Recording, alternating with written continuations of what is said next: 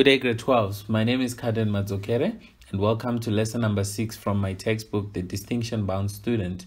Now, this is the grade 12 book. You can also buy the grade 10 and grade 11. You can also find business studies, grade 11 and grade 12. There is no grade 10 yet, but yes, it's in the pipeline. All right, so as usual, we start by revising our homework. I gave you activity 5 in lesson 5. Right, the first thing is just pointing out these two. We are saying the same thing here. GDP or GVA, it's the same thing, because gross domestic product or gross value added. But mainly we talk about GVA when we are using the production method. Right, the rest you can just mark, but as you mark, I want you to take care of this one here, total market value. Okay, maybe it's even more correct to put the word market here. Right, so the total market value, because GDP, like I said in the lesson number 5, it's not 10 tons of maize, but it's something like this, 10 trillion rands, let's say. Right, so if our GDP is 10 trillion this year and next year it's 11 trillion rands, what do we say? We say our economy grew. So we use GDP to measure economic growth. Right, the next one is I want you to point out final goods. Make sure it's in your definition. Then this one here, borders. Because if it's not within the borders, it's probably something else. All right, then the same applies to this one here. Right, the rest is straightforward. Then I just want to point out that whenever we say national, make sure you point out permanent residents or citizens of a country. Right, so it doesn't matter where they are. Production by citizens of a country is included on that country's gross national product. Right, I think those are the only things that I just want to mention out. Make sure you're careful when you're defining those. Right, let's go to lesson number 6, national account conversions. Right, as I mentioned when we started, I said national account conversions. Here we are talking about converting from to. I think I mentioned it in lesson number 5. So here we don't convert from centimeters to meters. We convert, let's say, from basic prices to market prices, from factor cost to market price, something like that. So converting. Now you have to have the skill. You have to know. Now you are coming into this lesson with background knowledge already. You have done some conversions. You have converted from basic in the previous lesson. So this lesson is going to be very, very easy for you. Right, so national figures can be expressed as factor cost, market prices, basic prices, depending on which method we are using. So if they can be expressed, in all these, then it means we can change from to. Are we together? Just like distance can be expressed in millimeters, centimeters, meters, kilometers. Now, if distance can be expressed in those, so that means we can convert. All right, let's convert centimeters to meters. What do we do? So it's the same thing. We are going to be converting. Right, factor cost, it is the total cost of the factors of production. Take note of this one. Actually, everything that I'm going to point out, because once you start mastering these terms, your section A is going to be very good. Because if you can master these small terms that we are mentioning each time, things that we define all the time, it's multiple choice, it's column A and B, it's give a term or phrase. So if you master terms, your section A is going to be very, very easy. All right. Basic prices, yes, it's a key term. It is the amount receivable by the producer from the purchaser of for a unit of goods or service produced as output. Market price, this is what we pay. The amount that is paid for a good, this is what we pay in the supermarket. Now, that was just, should I say general knowledge? No, that was just introduction, but let's get down to the serious business now. Let us do some conversions. All right, so factor cost. First and foremost, you must remember there are three methods of calculating GDP. Now, do you think it's the production method where we come across this term here, factor cost? Is it the production method? Try to remember. Production method, remember we said primary plus secondary plus tertiary equals to GDP at basic. Do you remember coming across this term? So I want you to try and remember which method of calculating GDP do we use when we come across factor cost, G equals to GDP at factor cost. What is it? The income? Is it the production? Is it the expenditure method? Right. So let's see, how do you convert? Now, first thing is, when you get GDP at factor cost, you have to add other taxes on production. Now, this word production means the process of making products. So it's the process of making goods. So now, give an example. They always ask this question in an exam. Give an example of taxes on production. I would say number one, we have pay as you earn. Yes, this one here, personal income tax. It's an example of other taxes on production because it's a tax in the process of production.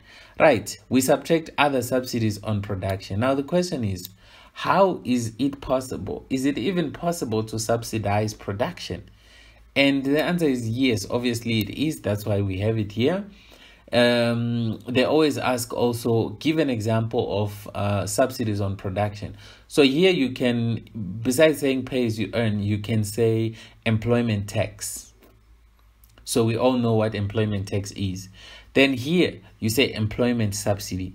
But now, just for you to understand, what is an employment subsidy? This is when government pays a salary, not a salary though, a portion of a salary on behalf of the company. Now, government does this to encourage companies to employ a certain demographic. Let's say, for instance, government notices that there is high unemployment amongst the youth. So government wants to promote employment of the youth. So in that case, you will see that government is going to say any company that employs this age group, we are going to pay, let's say, 20% of the salary on your behalf. So if a company can prove that they are employing a certain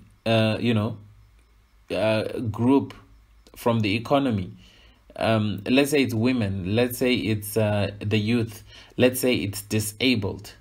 So government wants companies to employ the disabled. So those companies that employ the disabled, they might get a subsidy from the government to say, okay, you are doing a good thing here.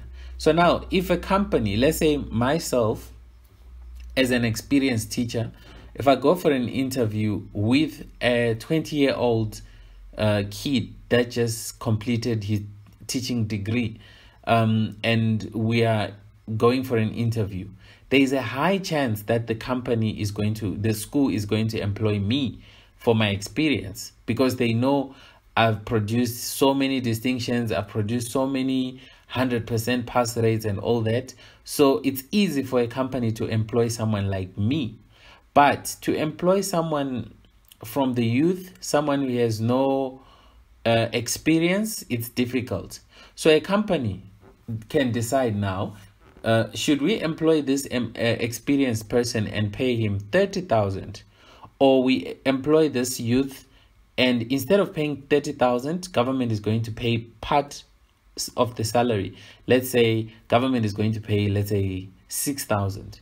So I cost 30,000 to the company. The youth costs 24,000 to the company. They get the other 6,000 from the government. Do you see now the youth has a good chance now to get employed, simply because government has subsidized employment for that particular demographic. So that's an example. So in an exam, if they ask, give an example of other taxes on production, you say employment tax. Here you say employment subsidy. All right, let's go to converting from base. Oh, then how do you do? So you add this, you subtract this. Then how do you convert from basic prices to factor cost? If you look here, what are we doing? We are going forward. And if we look here, what are we doing? We are going backwards. So if we are going backwards, we simply play around with this. We change this sign here, the plus, and we also change this one here, the negative. So this one becomes negative, this one becomes positive. That's how we do it. All right. Converting basic prices to factor costs. So yes, I just said it. We changed the sign. Look here, the plus is now plus subsidies. Here it was minus subsidies. And here it's now minus taxes. But here we were adding taxes. Right, then how do we convert from factor cost to market price? Now, if you look, factor cost to basic, we are on our way to market prices. So the question here is saying, add something here. So it's this here. Let's put it here. Plus something. Because here we get basic. Then from basic to market price, that's where the question is. How do we convert basic to market price? And we do it by simply adding taxes on products. Do you see the difference? This one says production, this one says products. So what is an example on this? We have things like value added tax, VAT. And we subtract subsidies on products. We can say, for example, a bread subsidy. So here you can mention any product that you think government can subsidize, because there are things that government will never subsidize. So you can't really say, e.g., cigarette subsidy or alcohol subsidy. Government will always charge an extra tax on top of those goods, because we call them demerit goods. They are deemed to be bad. So government charges an extra tax. We call it sin tax or excise duties. Right, so here when you give examples of subsidies on products, you can mention something that is healthy, maybe. Let's say you can say brown bread subsidy. Can government subsidize brown bread? Yes, it makes sense, because brown bread is healthy. Or, you know, government can subsidize, let's say what, milk. But I don't think government can ever subsidize Coca-Cola, something like that, because those fees eating. But maybe government can subsidize fruit juice, because government would want to subsidize things that they want people to consume. So for that, it might be because of the health, reasons attached to, right. So we have it there. So we add other taxes on production, we subtract other subsidies on production, we get basic prices. We then add taxes on products, we subtract subsidies on products, we get GDP at market prices. All right, let's go to the next thing. How do we go from market price to factor cost? Do you see that we are going back? So it's the same thing, it's the same long thing, but we are changing signs. We added subsidies, now we are subtracting them. We added taxes, now we are subtracting tax. Oh no, we subtracted subsidies, now we are adding. So we simply change the signs. I don't know if I should repeat. Remember, I mentioned in the previous lesson, how do you go from 9 to 12? How do you do that? You add 2. Then how do you go back from 12 to 9? You subtract 2. So just for that reason, here we are going back. So we simply change the signs. Just like we did here, we changed the signs. Right, then the next one, converting basic price to market price. How do we do that?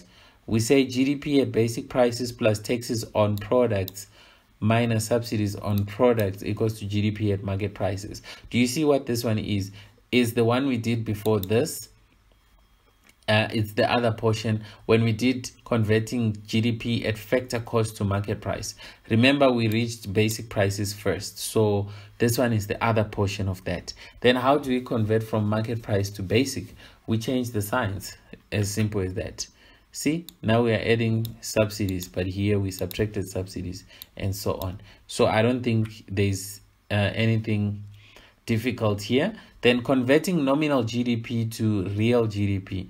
I might as well spend time on this because, people struggle with this. And not long ago, someone asked me to simplify this for them. All right, and I'm going to use the same example that I used to that person. So what is nominal GDP? Nominal GDP is what we also call GDP at current prices. So what does the word current mean? It means today. It means now. And then what is real GDP? GDP is GDP at constant. So what does constant mean in this case? It means we use what we call a base year. So we hold prices constant. All right. Now, let me try to make sense to you. What am I talking about? Right. Let's say GDP for last year, 2019, was, let me assume that last year, all that we produced was 10 loaves of bread. So what is GDP? GDP is not 10 loaves of bread. GDP is the total market value of all final goods and services produced within the borders of a country. So I want to simplify things. So I want to assume that all that we produce is bread, and the total number of loaves of bread we produced in 2019 is 10. But this 10 is not GDP. This 10 is what? Is the number of loaves. So we want GDP. So what do? We multiply by the price of one loaf. So let's assume that one loaf of bread is 1 rand. So our GDP for 2019 is what? Is 10 rand. So 10 rand is our GDP, right? Then let's go to 2020.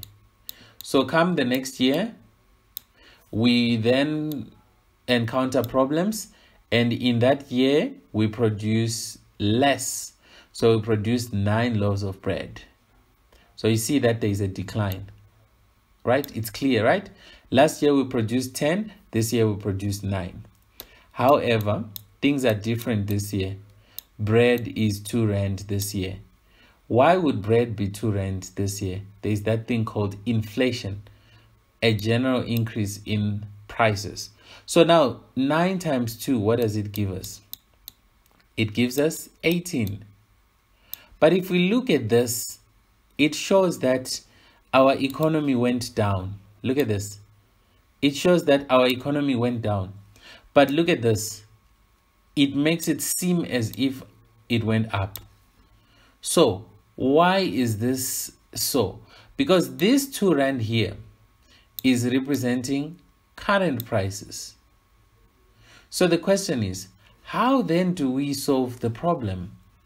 And the answer is, to solve the problem, we don't do that. We say 2019, bread was, we had 10 loaves of bread, and bread was 1 rand. So our GDP was 10. Then we go to the next year, 2020.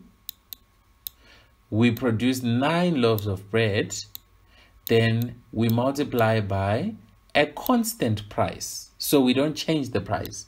So last year becomes our base year, or maybe a year before that is our base year. So each year we are using the same price, 10 rand, 10 rand, 10 rand, like that. So if we use that, what do we get? We get 9. So at the end of the day, what do we see?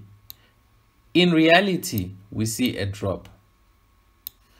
And when we look at the figure, what do we see? We also see a drop. So which one do we use? This one here, real GDP, is the one that we use. And so this one is the nominal. It lies to us. It doesn't include the effect of inflation. So to include the effect of inflation, we use this one here, real GDP. All right. I think I spent time on this for a good reason. I think you understand now. All right. So in order to compare the GDP of 1 year with that of another, the nominal or current GDP must be changed to real GDP. Okay, that's what I was explaining. So the influence of price change, which is what? Inflation. And we said inflation is the general increase in the level of prices. So the influence of price change on total figures must be taken into account when comparing the GDP of 1 year with that of another. Right, this is all because inflation might make it seem like we see here. It makes it seem as if there was growth. You see, inflation makes it seem as if there was growth, yet it is because of prices went up. So to solve the problem, we say real GDP is equal to nominal GDP times 100 divided by the deflator. And this thing here is the inflation rate, right? So this thing here is the inflation rate. Oh yeah, the deflator is usually the inflation rate. All right, so I think this problem has been solved.